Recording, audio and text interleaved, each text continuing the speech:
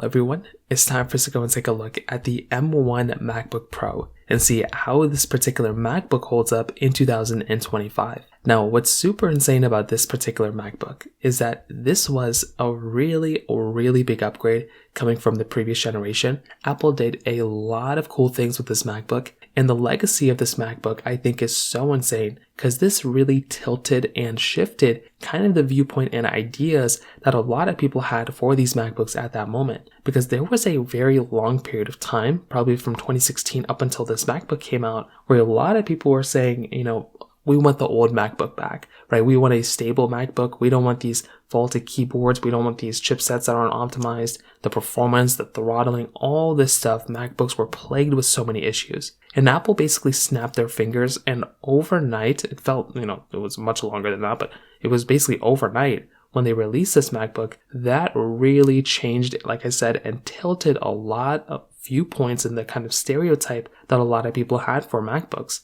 And since then, Apple has been riding the wave on this particular MacBook, this and the M1 MacBook Air and the M1 Mac Mini. They've been, basically riding the waves of that since then. So I would say this is probably one of the most impactful MacBooks Apple's ever made. And I love this MacBook even more, kind of hits closer to home to me because I use this MacBook. I still own this. This was like my go-to MacBook for a lot of different things. This was my main MacBook I was using for from 2020, I think up until 2022 or something like that, or 2021 till 20. So I used it for about a year or two and I enjoyed it. It was a really good time. There's a lot of highs with this MacBook. There's a few little lows that might annoy you, but we'll take a look at this throughout this whole entire video. But if at any point you want to go ahead and pick up this MacBook or some other MacBooks that I would recommend buying this year, links will be down in the description below. You can get them from there and you can help support the channel at the exact same time. Now, starting off with the outside of this particular MacBook. When you take a look at this, on the very top, you're basically getting your standard type of aluminum, top portion. So nothing insane, nothing crazy with it. You're just getting your, Apple logo at the very top. And I do think it looks good. It's a great looking MacBook for the most part. And I do think this is a really nice thing from that particular situation. On top of that, you're basically getting your USB ports on the side. Now, here's the kind of complicated thing with this particular MacBook. You're essentially going to be going through and getting a MacBook here that's basically going to be getting you two USB Type-C ports on the left side and the headphone jack on the other side. So it's not really like anything super insane here. It's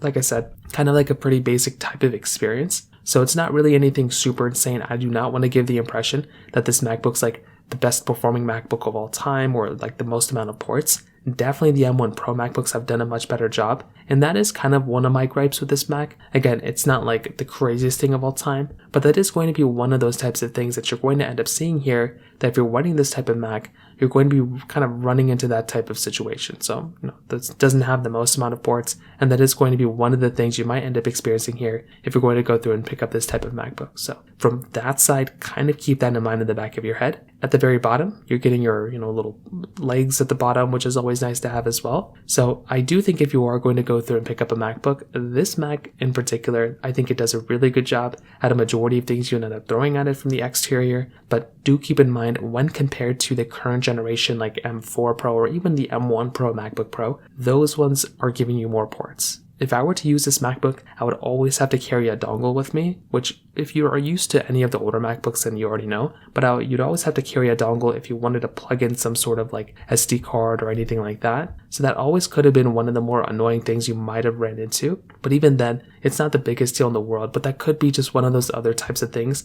that you might have ended up running into when you're using this type of device. So from that side, that kind of covers it up there too. That's another very big thing to keep in mind there from that particular perspective. Now on top of that, when you flip this MacBook up, this was another big highlight for this Mac as well. This thing was basically going through and giving you this keyboard. So this keyboard inside was a very nice keyboard. I loved having that type of keyboard, and it was a full-size keyboard, and it had so much more travel than the previous MacBook keyboards that came out. And that was, once again, one of the main issues that you were running into in this type of Mac. So you were going to go through and get a MacBook like this that was basically giving you a little bit of, somewhat of like a washed out experience. And that was kind of an issue that you may have run into here. Because for me personally, this type of MacBook and this type of trackpad, it is a really nice layout. With the older generation, there was no travel, but also those keyboards could have failed you at any point. Those keyboards had a tendency of like being wobbly, of kind of like clicking keys by accident. but also the very little travel, they were failing all the time, so the buttons would just fail. That was the biggest issue. Luckily with this MacBook, Apple went ahead and fixed it, they addressed it, and we never really ran into that problem since then. So I think that was a really smart move by Apple. I'm really happy they ended up doing something like that. And looking forward, since then they've only done this type of layout. Like I said, that was a really important thing that they ended up doing there in and of itself. So I think that is another really, really cool, insane thing about this MacBook. The display itself, it's 13 inches, and even the display, it still looks very good. Right? This is one of the better displays you can still buy, even though the amount of bezel on this thing is a little bit outdated, because we're basically getting very slim bezels on Macs, and now that we have notches, almost on all the MacBooks now, I think on all of them we have all notches. So their design language has changed a lot since then. So I will say the display itself looks really nice. There's a little bit of bezel around it, not the biggest deal in the world, but the biggest thing probably is the 120 Hz. Since then, we've had 120 Hz on all the MacBook Pros except for like 1 or 2 generations, and that is kind of a nice thing to kind of keep in mind here with this type of MacBook, right? Of being able to go through and pick up a Mac that's going to be giving you 120 Hz. So unfortunately with this Mac, you're not really going to be getting that. Is the biggest deal in the world? Probably not, but you are going to be getting that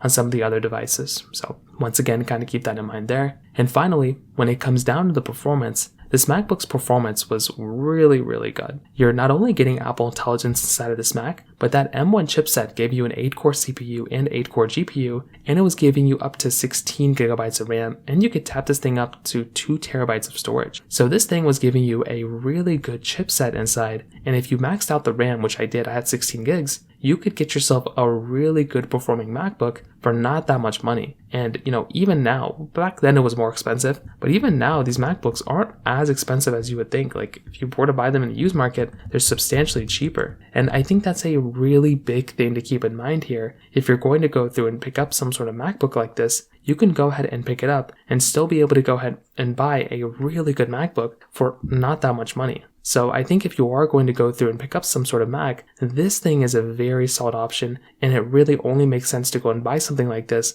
because of how good of a job Apple did with it. Like this is a really solid Mac. Apple did such a tremendous job with it, and when I look at it, I genuinely do think this is a very solid option when it comes down to it. So if you're somebody coming from a very old MacBook, right? Let's say you're coming from like a 2015 or 2016 Mac, or you're coming from an iMac that's a little bit older, like an Intel Mac, and you want to go and get over to more of the M series, I think this could be a really good starting point. There's a couple of things that kind of irk me the wrong way. Like I said, no ProMotion, no bigger display, but also you can't even connect to multiple monitors. You can only connect to one monitor at a time. So that was always another annoying thing. But if that's not that big of a deal to you, I think this thing is a very good option. It gets the job done. It looks beautiful. It's a very, very fast and powerful Mac. And I genuinely do think if you're going to go through and pick up a MacBook, this is a pretty good option when it comes down to it. If you have a little bit more money, I'd recommend starting with maybe like the M1 Pro MacBooks, the ones with the ProMotion displays and the notches, but I think this one looks very, very good as well. So in terms of that kind of covers it up there. If you have any other thoughts or questions, please let me know in the comment section below. Hit the like button, that will mean so much, but definitely hit that subscribe button. More importantly than everything else, I love every single one of you guys. Hopefully I'll catch you guys in the next video. Peace out till then.